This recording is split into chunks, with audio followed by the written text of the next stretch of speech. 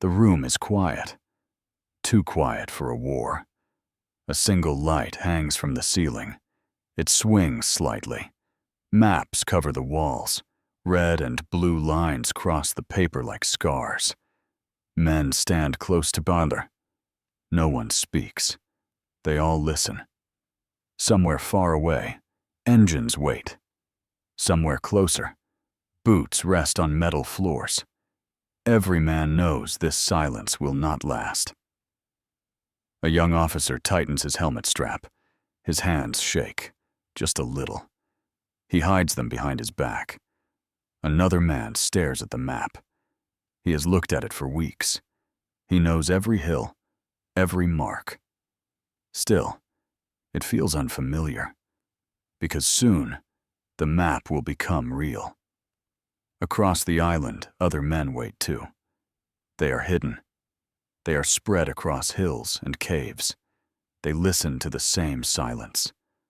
They know someone is coming. They do not know when.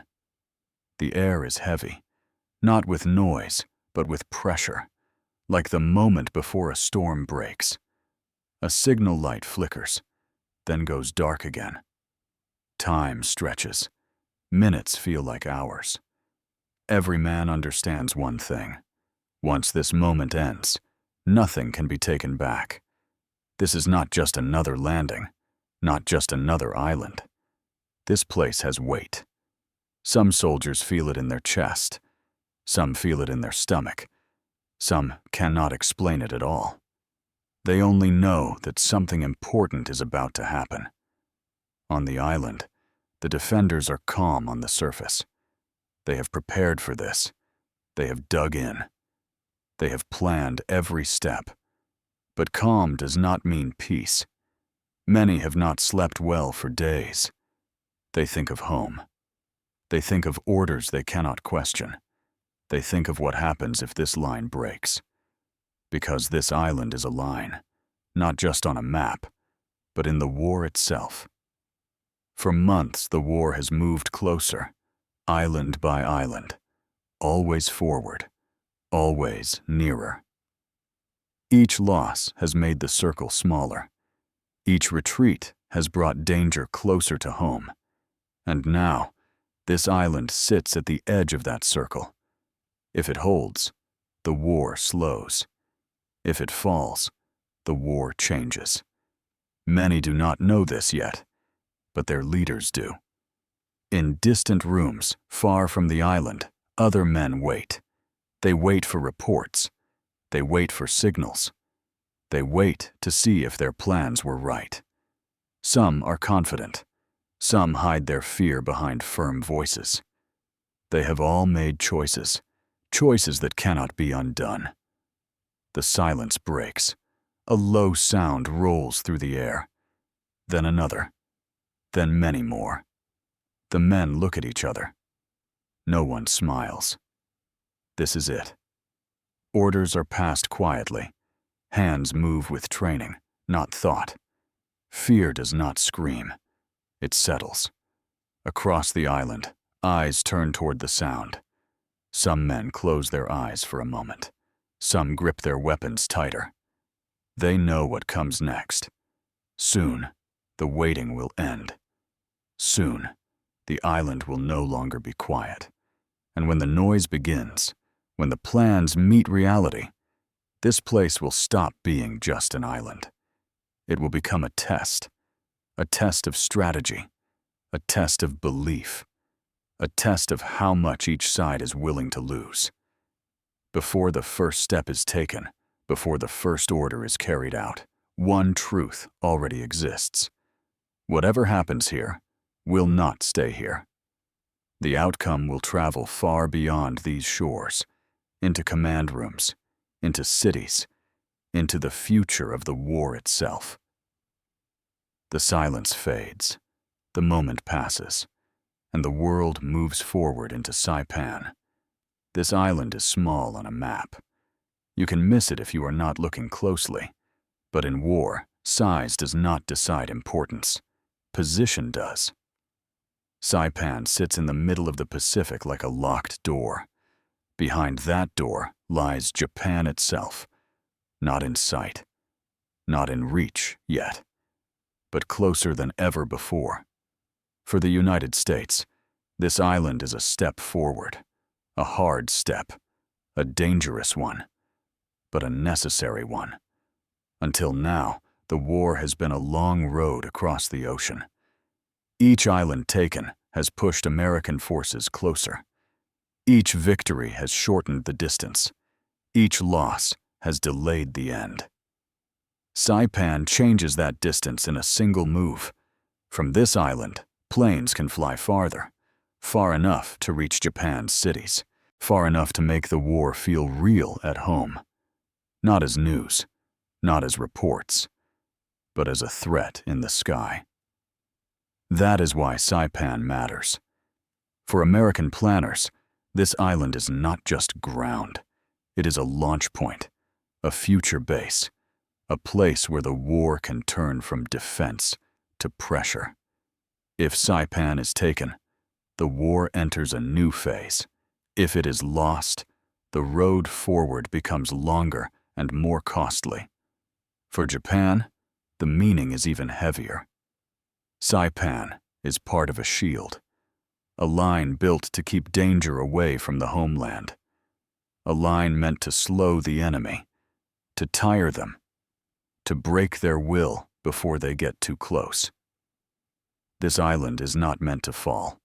If it does, the shield cracks, and once cracked, it may never be whole again. Japanese leaders understand this. They know what Saipan represents, not only in strategy, but in spirit. If this island is lost, faith is shaken. Faith in plans, faith in protection, faith in the idea that the war can still be controlled. That fear hangs over every decision. Both sides see the island through different eyes, but both feel the same pressure. On one side, urgency. On the other, desperation. American commanders know they must move forward. They cannot stop now. Too much has already been spent. Too many lives already lost. But they also know that this battle will not be easy. The defenses are strong. The enemy is prepared. The cost will be high. Japanese commanders know they must hold. Even if holding means isolation, even if it means no retreat, even if it means fighting until nothing is left. Because losing Saipan means something worse than defeat. It means exposure. The island is more than land.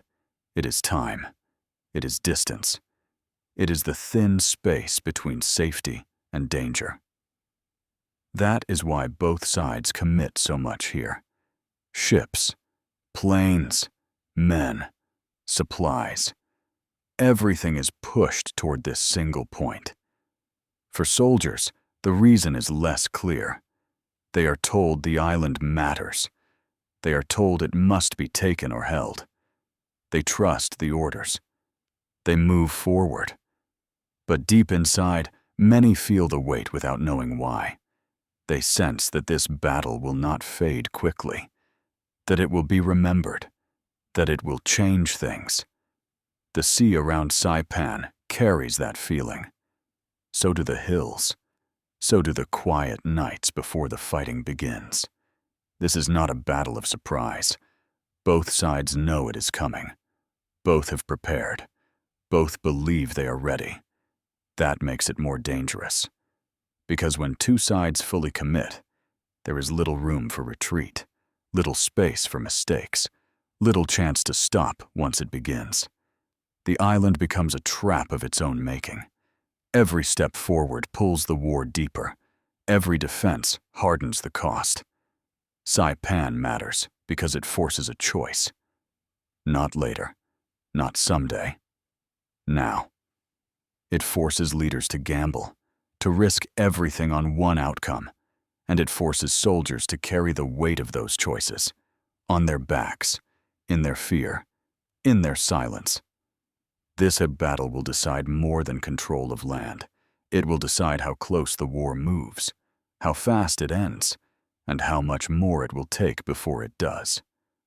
As ships close in and defenses wait, as plans are checked one last time, both sides understand one truth. After Saipan, the war will not feel the same. Whatever happens here will echo far beyond this island. And that knowledge follows every man forward as the world they knew before the battle slowly disappears. Long before the first ship moved toward Saipan, the war had already shaped this moment. Across the Pacific, the ocean had become a long road of struggle, a road built with loss, patience, and slow progress. Every island taken came with effort. Every island left behind carried a lesson. For the United States, the early days of the war were filled with shock. Places thought to be safe were suddenly lost. Confidence was shaken. Plans were rewritten. But time passed. Factories worked day and night. Ships filled the sea. Pilots trained. Soldiers learned how to fight island by island. Slowly, the balance began to change. American forces did not rush blindly. They chose their steps. They avoided strong positions when possible. They learned to bypass danger and return stronger later. This method took patience. It took discipline. It took trust in long plans instead of quick wins. Each move brought them closer to Saipan. For Japan, the early years felt very different. At first, victory came fast. Territory expanded. Power spread across the Pacific. There was belief that strength alone could decide the war. But that belief began to weaken. Supply lines grew longer. Ships became harder to replace. Air power slowly slipped away. Each loss hurt more than the last. Japan's leaders understood this, even if they did not say it openly. They knew the enemy was learning. They knew time was no longer on their side. So they changed their thinking. Instead of fast movement, they focused on defense. Instead of open battles, they prepared strong positions. Instead of winning quickly, they aimed to delay. The goal was simple: make every step forward costly. Make every victory painful. Make the enemy question the price. Saipan became part of that plan. It was not chosen by chance. Its location mattered. Its terrain mattered. Its meaning mattered. Hills rose sharply from the coast. Dense areas offered cover. Natural features were turned into defenses. Preparation took time. Men were positioned carefully. Supplies were hidden. Positions were reinforced. Every effort focused on one belief: if Saipan could hold, the war could be slowed. If it could slow the enemy, hope remained. But hope was fragile. Behind the plans, pressure grew. In Tokyo, leaders faced questions they could not ignore. How long could resources last? How many losses could be accepted? What would happen if the inner defenses failed? Public confidence mattered. Military pride mattered. The image of strength mattered. To admit weakness was unthinkable. So orders became firm. Holding ground became more important than flexibility. Retreat was no longer a real option. On the American side, pressure existed too. The war demanded progress. Families waited for news. Allies watched closely. Every delay had a cost. Every decision was judged. Commanders knew they had strength, but strength alone was not enough. They had learned that islands could bite back, that hidden defenses could turn land into traps. Saipan worried them. They knew it would be defended fiercely. They knew losses would come. They knew mistakes would be punished. But stopping was not possible. To stop meant losing momentum. To stop meant giving the enemy time. To stop meant risking everything already gained. So, preparation intensified. Ships were gathered. Plans were refined. Training focused on landing under fire, moving forward under pressure, and holding ground under strain. No one pretended it would be easy. As the date approached, tension filled the air. For soldiers, time slowed. Letters were written. Some were sent. Some were never finished. Men talked quietly at night. About home. About what might come next. About nothing at all. For Japanese defenders, the waiting felt heavier. They knew they would not be relieved. They knew help might never arrive. They understood the meaning of their position. Many accepted it silently. Some wrestled with fear. Some found strength in duty. But all felt the same truth. Once the battle began, escape would be rare. Nature itself seemed to sense what was coming. The sea remained calm, then restless. The air carried a strange stillness. Nights felt longer. Both sides watched the horizon. Each sunrise brought expectation. Each sunset brought relief that the waiting continued. But waiting could not last forever. Behind the scenes, final decisions were made. Routes were chosen. Targets selected. Timings fixed. These decisions were written on paper, but their consequences would be written in lives. By the time the first engine started, by the time the first ships moved into position, the battle already existed in the minds of those involved. Saipan was no longer just a place. It was a future already forming, a future built on preparation, belief, fear, and pressure.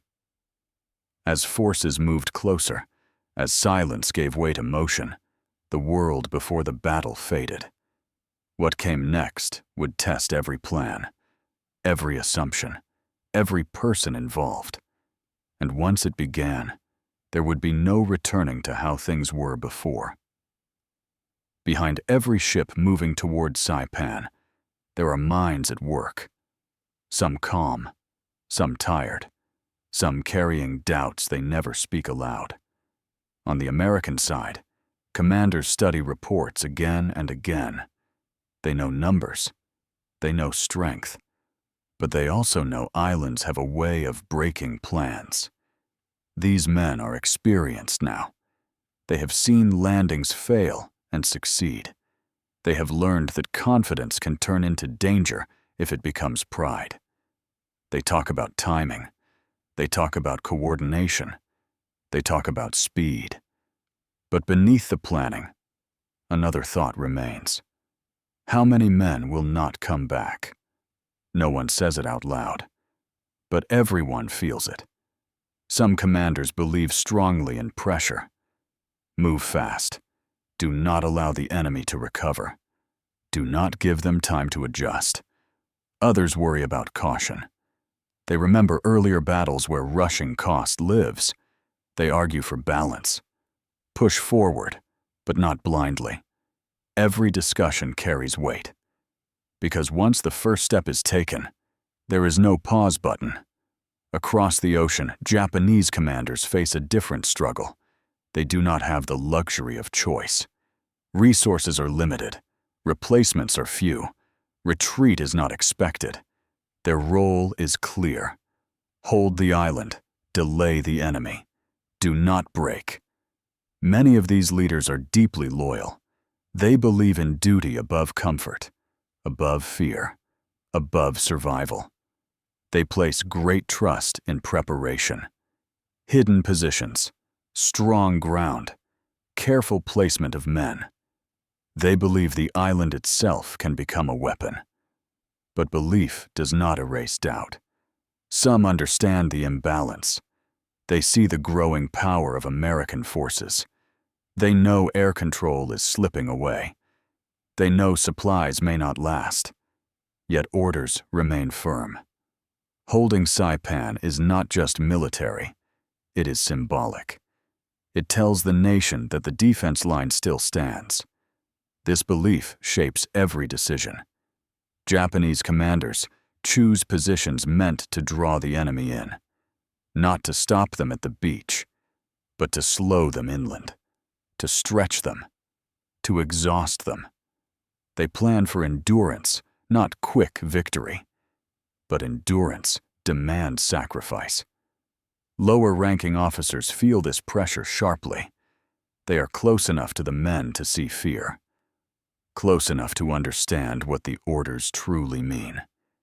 They must lead without showing doubt. They must give confidence they may not fully feel. On both sides, leadership becomes a performance of strength. American commanders speak with steady voices. They project certainty. They remind their men of training and support. Japanese leaders speak of honor and duty. They remind their men of responsibility and resolve. Both sides use words to hold fear in place, but fear does not disappear. It sits quietly in the background. It waits. Some leaders carry past failures with them. Others carry memories of success that may no longer apply. War changes quickly. Lessons learned in one battle can fail in the next. Saipan worries everyone for different reasons. For Americans, the worry is resistance, hidden defenses, unexpected losses. For Japanese leaders, the worry is collapse, not just of ground, but of morale. If Saipan falls too quickly, faith falls with it. That thought keeps many awake at night.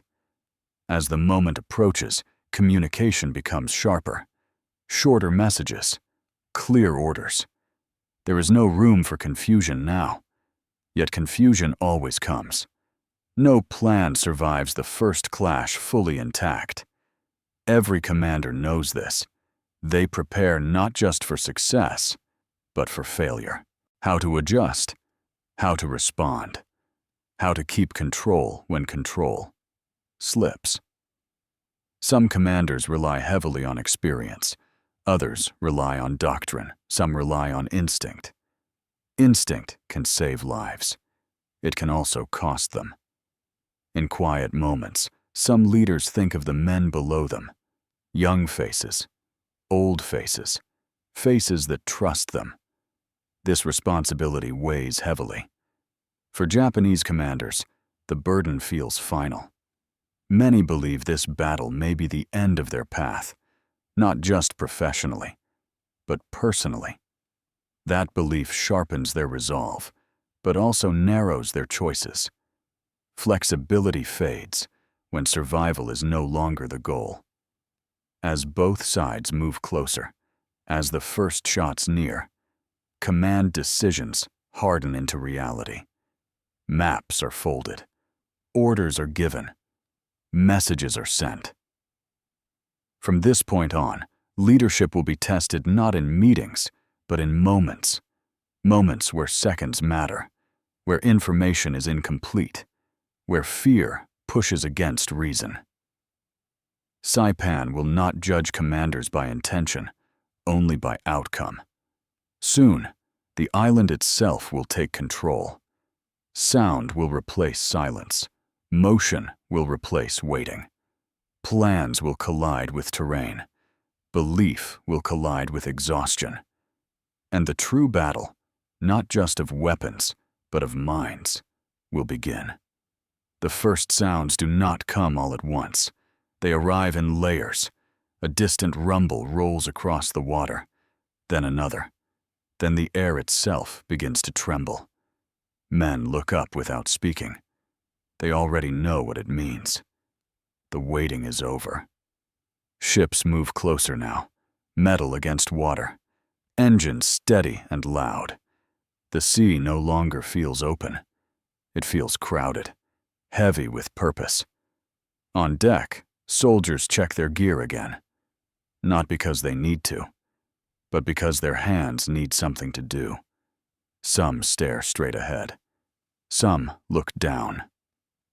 Some whisper short prayers. Others say nothing at all. As the shoreline comes into view, it looks calm. Too calm. Palm trees stand still. The hills do not move. The island gives nothing away. But everyone knows better. This bomb is not safety. It is concealment. The first waves approach the beach. The water feels slower here, thicker, as if the island itself is resisting. Ramps drop. Boots hit shallow water. Men move forward because stopping is not an option. Almost at once, the quiet breaks, not with one sound, but with many. Noise crashes into noise. Orders are shouted. Engines roar. The air feels full and tight. Training takes over. There is no time to think deeply now, only to act. Some units move faster than planned. Others slow down. Confusion spreads in small ways. A signal is missed. A turn is taken too early. A position is stronger than expected. The beach becomes crowded. Too many men. Too little space. Some look back toward the sea. Some look forward toward the land.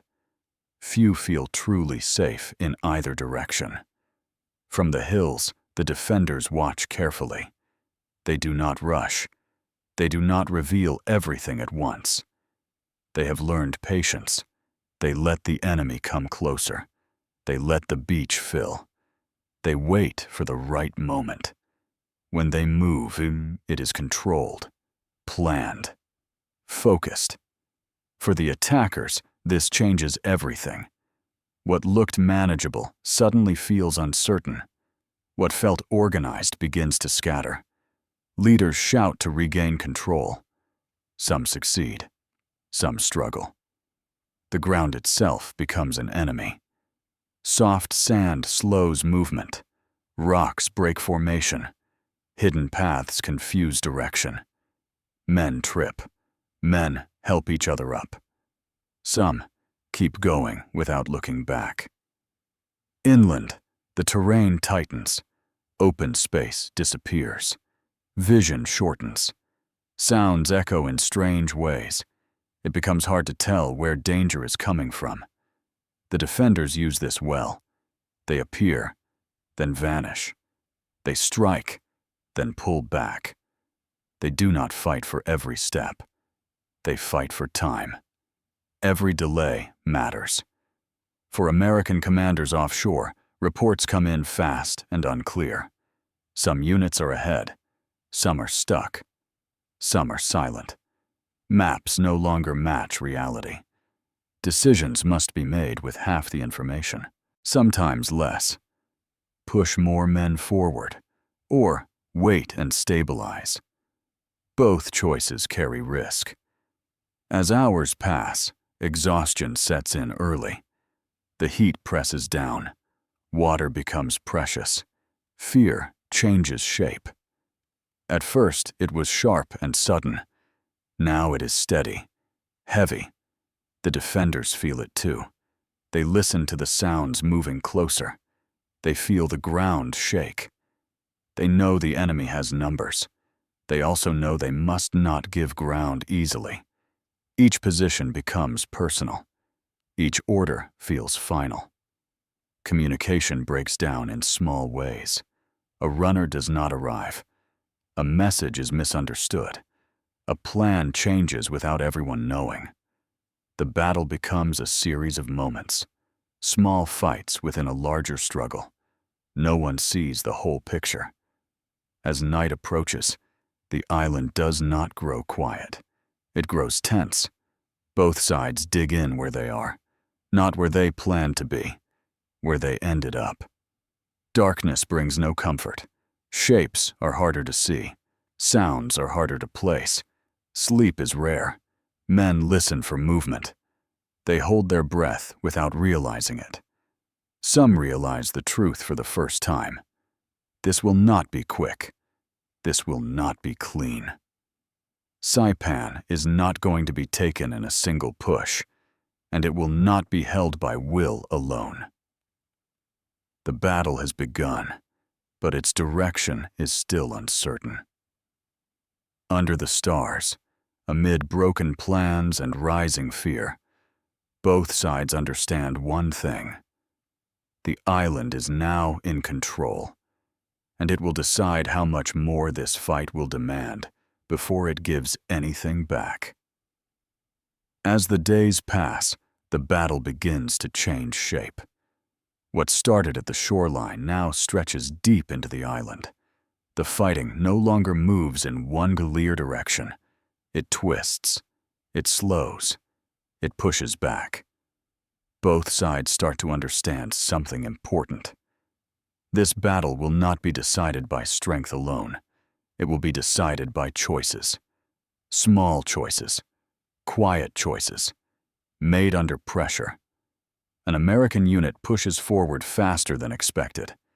They gain ground, but lose contact with others. For a moment, it feels like success. Then the ground tightens, paths narrow, support feels far away. A decision must be made: hold and wait, or pull back and regroup. Waiting risks isolation. Pulling back risks losing momentum. The order comes. They hold. Hours later, help arrives. Not on time, but not too late. That single choice keeps a gap from opening wider. Elsewhere, a Japanese commander faces a different moment. His position has held longer than expected, but supplies are thinning. Messages are unclear. He can move men to support another area, or he can stay and hold his ground. Leaving weakens his line. Staying may mean being cut off. He chooses to stay. The line holds, but only barely. Across the island, moments like this repeat again and again. No grand speech, no dramatic pause, just decisions made in seconds. Some succeed, some fail. An American commander changes the angle of attack, not because the plan says so, but because the land demands it. That change reduces losses. It opens a new path forward. Another commander waits too long for confirmation. By the time the order comes, the moment has passed. The opportunity is gone. For the defenders, timing becomes everything. They strike when the enemy is tired. They pull back when pressure grows. They avoid being fixed in place. But they cannot be everywhere. As American forces adjust, pressure builds steadily. Not fast, not dramatic, but constant. Each hill taken changes the balance slightly. Each cleared path opens the island a little more. For Japanese leaders, this is dangerous. Their strategy depends on delay. On wearing the enemy down, but delay requires space, and space is shrinking. One night, a major decision is made: to commit remaining strength to a focused effort, not to stop the enemy everywhere, but to strike hard in one area. It is a gamble. If it works, it could slow everything. If it fails, there will be nothing left to adjust. The effort begins before dawn. At first, it creates confusion. American units are pushed back. Lines blur, orders cross, but the response is faster now. Coordination is better. Support arrives sooner. The pressure holds. By daylight, the moment has passed. The gamble does not break the advance. After that, the tone changes. American commanders sense it. The resistance is still strong, but it feels thinner, more strained. Japanese leaders feel it too. Messages grow shorter. Options narrow. The island is running out of room. From this point, the outcome is not sudden. It is gradual. A series of correct decisions on one side, a series of forced decisions on the other. Not because one side lacks courage, but because one side lacks time. As the battle moves forward, the meaning becomes clear. Saipan is no longer just being fought over. It is being decided. Every choice now is about survival. Not strategy, not symbolism. Hold a little longer. Move a little farther. Endure one more night. The turning point does not arrive with a single moment. It arrives quietly. When one side realizes it is pushing forward more than it is being pushed back, and the other realizes it is reacting more than it is shaping events. The island has spoken, and from here on, every step will carry the weight of what has already been decided, even if not yet accepted. The battle continues, but its direction no longer feels uncertain. What remains now is the cost. As the battle grinds on, time begins to lose meaning. Days blur together. Nights feel endless. Men stop counting how long they have been awake. The island presses in from all sides. Heat weighs down every movement. Water is never enough. Rest comes in short, broken moments. Fear no longer arrives in sharp waves. It settles deep. It becomes part of breathing, part of walking, part of waiting. For soldiers on both sides, survival becomes simple and complex at the same time. Eat when you can, drink when you can, sleep when you can. Everything else feels distant. Some men grow quieter. They stop talking about home. They stop talking at all. Others speak constantly, as if words can keep fear away. Friendships form quickly, not through long stories, but through shared silence, through small acts. A can of water passed without asking, a hand on a shoulder in the dark. Loss arrives without warning. One moment, a voice is there. The next, it is not. There is no time to stop, no time to fully understand. The battle keeps moving. American medics work without pause. They move through danger with focus and calm. They treat whoever is in front of them. They do not ask questions. They do not judge. Japanese medics face an even harder task. Supplies are fewer. Shelter is limited. The wounded often cannot be moved. They do what they can. They do more than they should be able to. Civilians suffer quietly in the background. Families trapped by a battle they did not choose. Caught between forces they cannot escape. Fear fills their days. Confusion fills their nights. There are moments of kindness, rare, small, but real. A soldier sharing food, a warning shouted in time, a decision not to fire. These moments do not change the battle, but they change the people inside it.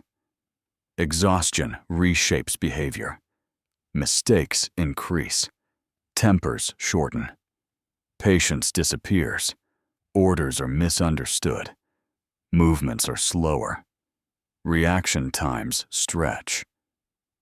Some men begin to feel numb. Not brave.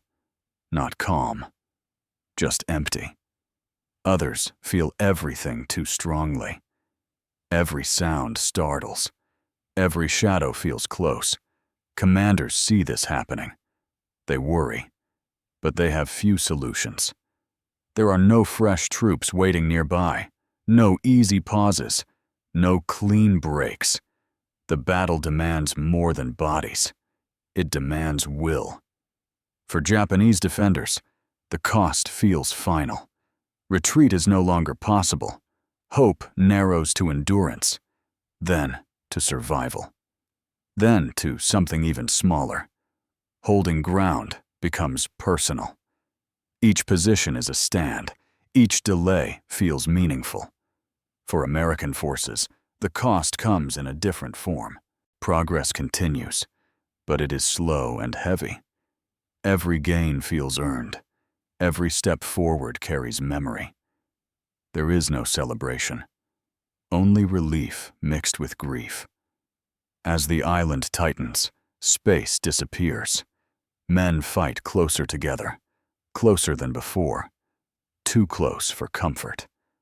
Silence returns in short bursts, but it is not the silence of waiting anymore. It is the silence of exhaustion. By now, everyone understands the truth.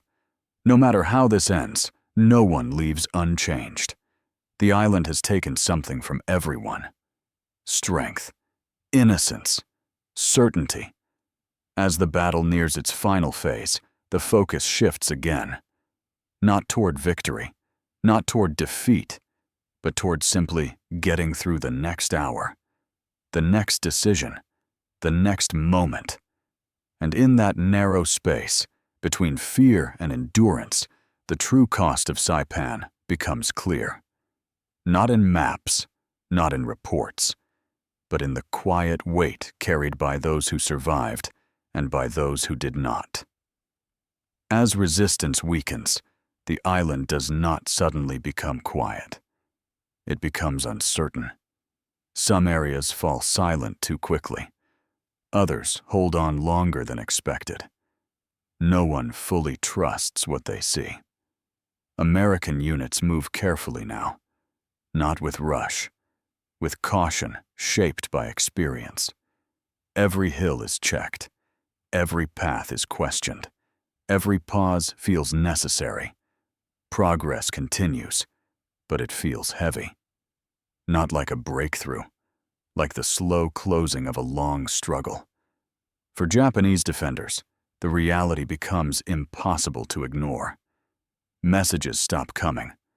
Positions meant to support each other are gone. What remains feels isolated.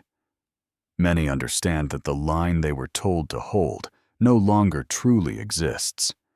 Some still fight because orders remain. Some fight because stopping feels harder than continuing. Some fight because there is nowhere left to go. Leadership now faces its hardest test. Not how to win, but how to face the end. Decisions made earlier echo loudly. Choices that once felt strong now feel trapped.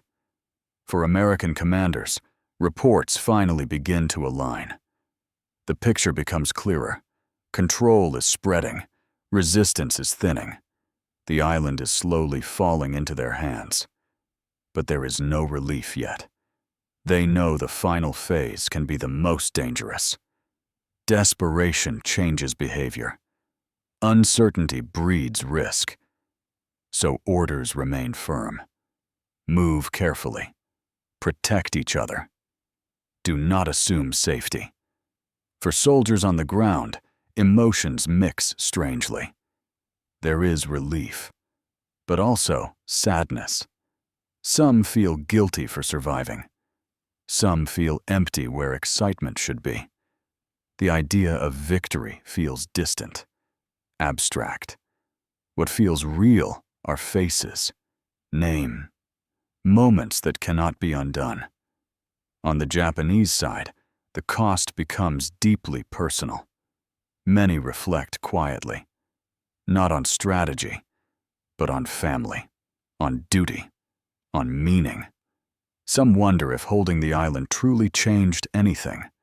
Others believe it mattered simply because it was asked of them. There is no single feeling, only many private ones. As organized resistance fades, the island changes tone again. The sound of constant movement slows. The pressure lifts slightly, but the weight remains. Civilians emerge cautiously, unsure of what the future holds, unsure who now controls their lives. For American forces, securing the island becomes a new task, different from fighting, still serious, still heavy. For Japanese survivors, the future is unclear. For some, the war continues elsewhere. For others, The journey ends here. When the battle finally settles, it does not end cleanly. There is no single moment, no clear sound that says it is over. It fades, like a storm moving away, leaving damage behind. Only then does the meaning begin to sink in. Saipan is no longer a plan, no longer a fear. It is a fact, and that fact reaches far beyond the island. In distant command rooms, leaders study the outcome. They understand what it means. The path forward is now open, closer than ever before. For Japan, the loss cuts deep, not just in land, but in belief. The idea of distance as protection is gone. For the United States, the victory carries weight, not pride, responsibility. They are closer now, closer to the end, closer to decisions that will shape millions of lives. As ships prepare to move on, as units reorganize, as the island begins a slow return to quiet, one truth becomes clear. Saipan was not just a battle. It was a turning, a moment where the war crossed a line that could never be uncrossed. And while the fighting here fades, its consequences are only beginning. The echoes of this island will travel forward, into the final chapters of the war itself. After the fighting ends, Saipan feels different, not peaceful, just still. The wind moves through broken ground. The sea sounds the same as before, but nothing else does. Men walk more slowly now. They speak in low voices. They look around as if the island is watching them back. For many soldiers, the battle does not end when the noise stops. It follows them into quiet moments, into sleep, into memory. They remember waiting. They remember fear. They remember choices made too fast to feel heroic. Some will carry these memories for the rest of their lives. Others will try to leave them behind. Few will succeed. For the commanders, Saipan becomes a lesson written in hard truth. Plans mattered. Preparation mattered. But flexibility mattered more. The battle showed that control is fragile. That certainty can break quickly. That war punishes pride without mercy. For Japan, the loss of Saipan sends shock through leadership. The defensive line they trusted is gone. The distance they believed protected them is gone. The war no longer feels far away. Doubt grows where confidence once lived. Questions replace certainty. For the United States, Saipan opens a new and heavy door. They are closer now, closer to Japan, closer to decisions that will demand even greater sacrifice. Victory here does not feel like an ending. It feels like responsibility. The knowledge that what comes next, may be even harder, rests quietly on every plan.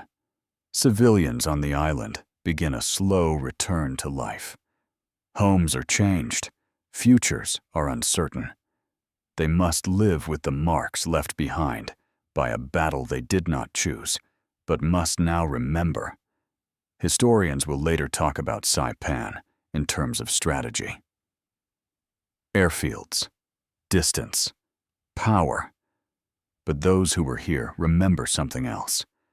They remember the waiting before it began, the confusion when plans failed, the exhaustion that blurred days together. They remember moments of fear and moments of unexpected humanity. Saipan teaches a simple lesson, spoken softly through its silence. War is not decided only by strength. It is decided by choices made under pressure, by people carrying fear and duty at the same time. This island changed the direction of the war, but it also revealed the limits of control.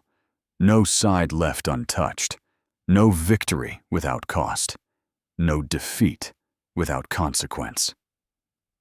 Today, Saipan stands as more than a battlefield. It stands as a reminder that wars are shaped not just by leaders and plans, but by ordinary people caught in moments they did not create, but were forced to live through. The island no longer echoes with conflict, but its story remains. Quiet, heavy, unfinished. And in that silence, Saipan continues to speak.